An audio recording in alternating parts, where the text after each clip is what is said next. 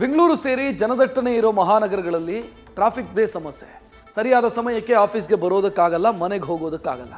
ಏನೇ ಪರಿಹಾರ ಹುಡುಕಿದ್ರೂ ಟ್ರಾಫಿಕ್ ಸಮಸ್ಯೆ ಮಾತ್ರ ಬಗೆಹರಿಯಲ್ಲ. ಅದಕ್ಕಾಗಿ ಕೇಂದ್ರ ಸಾರಿಗೆ ಸಚಿವ ನಿತಿನ್ ಗಡ್ಕರಿ ಸಾರಿಗೆ ವ್ಯವಸ್ಥೆಯಲ್ಲಿ ಕ್ರಾಂತಿಕಾರಕ ಬದಲಾವಣೆಯ ಪ್ಲಾನ್ ಒಂದನ್ನು ತೆರೆದಿಟ್ಟಿದ್ದಾರೆ.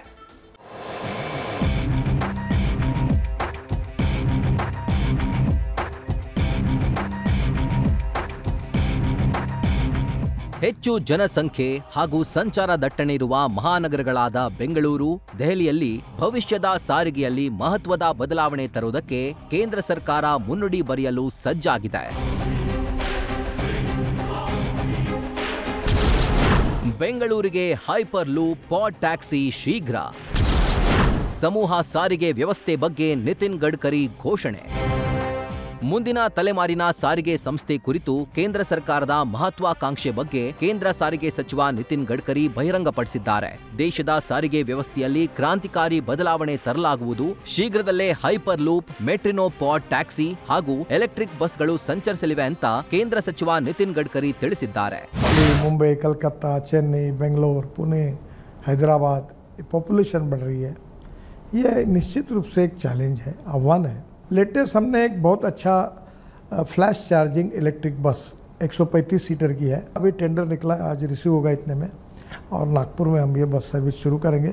उसके बाद दिल्ली से जयपुर, दिल्ली से चंडीगढ़, दिल्ली से देहरादून, बेंगलोर से चेन्नई, मुंबई से नासिक, पुणे, सब प्रकार पे ये चालू करें. तो आने वाले समय में हम ये कोशिश कर रहे हैं कि ये पब्लिक ट्रांसपोर्ट सिस्टम जो इलेक्ट्रिक पर है, ये कंफर्ट्स कैसे मिले लोगों को. और इसके लिए अभी ड्रोन टैक्सी आ रही है कि हवा में उड़कर वो इधर से उधर जा रही है.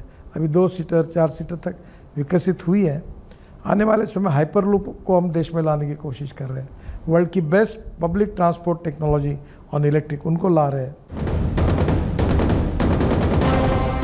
ಹಾಗಿದ್ರೆ ಹೈಪರ್ ಲೂಪ್, ಮೆಟ್ರಿನೋ ಪಾಡ್ ಟ್ಯಾಕ್ಸಿ ಮತ್ತು ಎಲೆಕ್ಟ್ರಿಕ್ ಬಸ್ ವಿಶೇಷತೆ ಏನಂತ ನೋಡೋದಾದ್ರೆ, ಮೊದಲನೆಯದಾಗಿ ಎಲೆಕ್ಟ್ರಿಕ್ ಬಸ್. ಈ ಸೇವೆ ಚೆನ್ನೈ ಮತ್ತು ಬೆಂಗಳೂರು ನಡುವೆ ಜಾರಿಗೊಳಿಸಲಾಗುತ್ತೆ.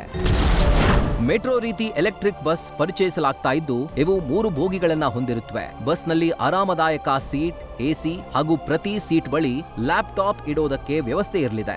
ಜೊತೆಗೆ ಪ್ರಯಾಣಿಕರಿಗೆ ಪ್ಯಾಕ್ ಮಾಡಿರೋ ಆಹಾರ ಸೇರಿ ಹಲವು ವ್ಯವಸ್ಥೆ ಕೂಡ ಇರಲಿದೆ. ಎಲೆಕ್ಟ್ರಿಕ್ ಬಸ್ ಗಂಟೆಗೆ 120 ರಿಂದ 125 ಕಿಲೋಮೀಟರ್ ವೇಗದಲ್ಲಿ ಸಂಚರಿಸುತ್ತೆ. ಡೀಸೆಲ್ ಬಸ್ಗಿಂತ 30% ಕಡಿಮೆ ವೆಚ್ಚ ಇರಲಿದೆ. ಇದರಿಂದ ಪರಿಸರ ಮಾಲಿನ್ಯ ಕೂಡ ಕಡಿಮೆ. ಜೊತೆಗೆ ವೈರ್ಲೆಸ್ ಚಾರ್ಜಿಂಗ್ ವ್ಯವಸ್ಥೆ ಇದ್ದು 30 ನಿಮಿಷಕ್ಕೆ ಸಂಪೂರ್ಣ ರೀಚಾರ್ಜ್ ಸಾಧ್ಯವಾಗುತ್ತೆ.